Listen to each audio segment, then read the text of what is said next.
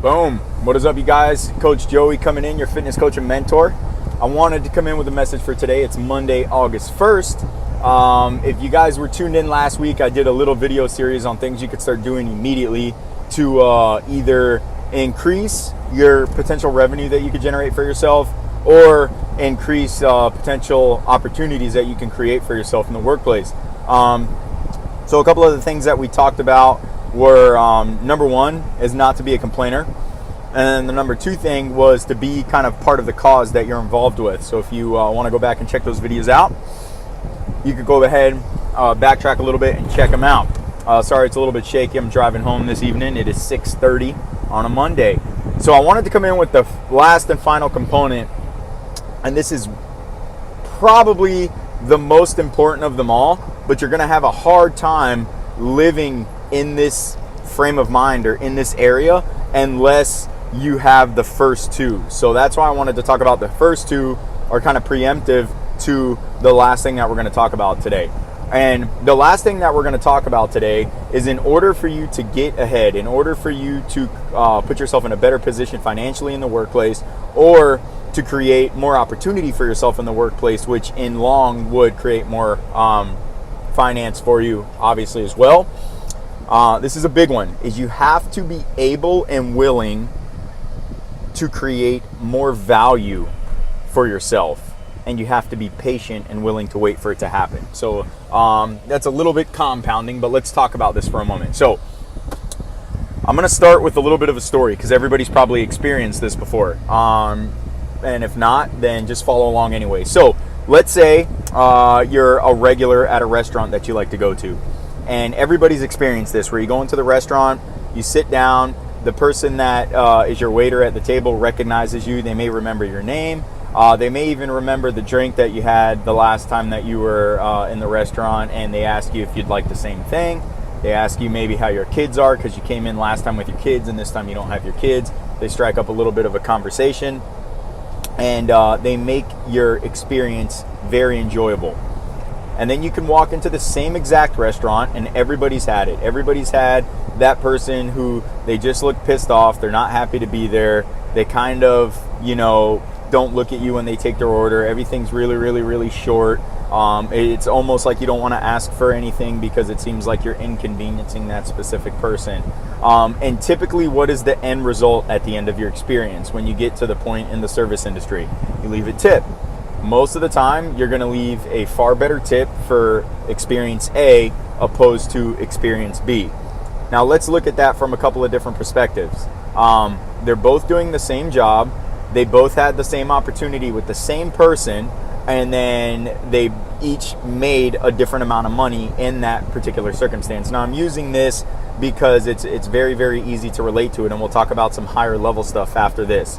So if you have those same experiences with two different servers, most likely the person that we talked about first, the one that gave you a very pleasurable experience, you're going to tip them more than the second person. Now, the second person is probably the type of person, when they get to work every day, they come in 1 or 2 minutes before they're supposed to be there, or maybe even they come late every day. When they get there, they complain about how every time that they come into work, they always get the crappy table or the crappy section or the crappy customers or whatever it is, and that's why they're not making any money. And then they stare at the clock until their time comes for them to punch out and leave. So they've done a couple of things. They're not part of the cause, and they've complained, all right? The second person is somebody who comes into work 15 minutes early. They make sure that they're ready to go. When they come into work, they look forward to meeting new people, and they look forward to giving people great customer service when they come into the restaurant. And they actually challenge themselves every day. They try to remember what the people drink. They try to remember if they see somebody they've had in the past, that they make an effort to connect with those types of people. So literally, by doing those simple, small things, that person is controlling their own destiny in a very, very simple way, and how much money that they're typically going to make. Now, that's a very extreme circumstance because maybe not everybody's a server, and you guys are like, well, hey, Coach Joey, how can I do that because I work here? How can I do that because I have this career? How can I do that because I want to create this invention, or I want to open up a new business, or whatever the case is? So this is the way that you have to look at it, is in creating value for yourself. What separates you or makes you worth more money than the person next to you, or than anybody else who's involved in the same service, same business, same career, whatever it is. So you have to really think about this, and then you could start to put things in place that are going to create more value for you. So let's say you have a regular 9-to-5 job.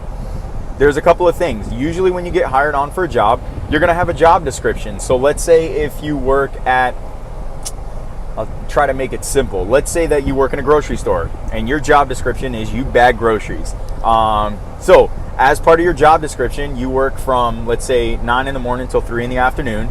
You come in, you could punch in, do your work, bag the groceries, punch out, go home, right?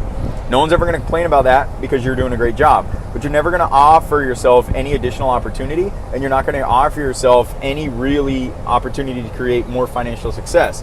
So if you put this into perspective a little bit, let's say that you work at a grocery store and they're only allowed to give out so many hours to the employees that work in that specific area of bagging groceries.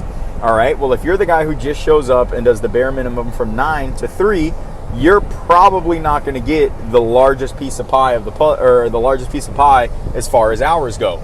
Now let's think about some simple things that you can do to kind of increase your value a little bit. Let's say you show up to work 5-10 minutes early. Let's say you show up 15 minutes early.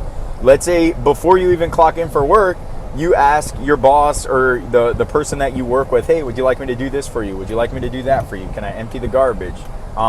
Let's say when you're on shift and things are slow, maybe you clean up a little bit at the grocery store. Maybe you stock some groceries or rearrange the shelf set or outside of your job description. Now, it's easy to say, well, that's not my job, or that's not what I was hired to do. But that's the kind of value that you're going to give yourself, is a minimum value. Now, if you're somebody who does those things, it will come back to you multifaceted in different ways. So the first thing is let's say your boss is only allowed to give out so many hours per week. If you're somebody who goes above and beyond what their job description is, guess who's going to get the most hours that are available? You're going to get the most hours that are available. I can guarantee you that. Second thing that's going to happen, and it might not happen right away, is when it's time for you to get your reviews, when it's time for you to get your raises, when all of those things are going to happen, it will happen for you. So those are two things right there that are going to make it worth that little bit of extra time, that are going to increase your own personal finance. Very, very simple thing to do. Let's look at it a little bit broader. Let's say you've been with the company for a little bit and you're looking at moving up in this particular company. Who do you think they're going to come talk to first? They're going to talk to the people that have created value for themselves. It's a very, very, very simple concept, is that it will always come back. Now here's the other thing that I like to talk about when it comes to some of this stuff, because people will say, well, I do this, I do that, no one appreciates it, no one sees it, my manager doesn't care, blah, blah, blah, blah, blah, whatever the case is. You have to be willing to do this stuff for yourself, and you have to be willing to do it all the time, and you have to be willing to do it without, and this is a big one, expecting anything in return. If you're able to do that, I promise you that whether it's in your current job or the next, you will be handsomely rewarded for it. You will have great opportunity, and you will be able to put yourself into a position that you need to be in. All right, you guys? So I hope these last 3 videos are something that kind of open your mind up a little bit. Like I said, number 3 really won't work unless number 1 and 2 are in line, because you can't be a complainer and you have to be down for the cause. If you're not, you're going to have problems living in the creating value for yourself and being patient and waiting for it to happen. All right, you guys, Coach Joey out. Happy Monday. We'll see y'all guys tomorrow at the gym. I'm almost home. Have a wonderful day. First day in August. Obviously, for all your fitness needs, come by CrossFit Ocala and check us out. All right, we'll talk to you soon.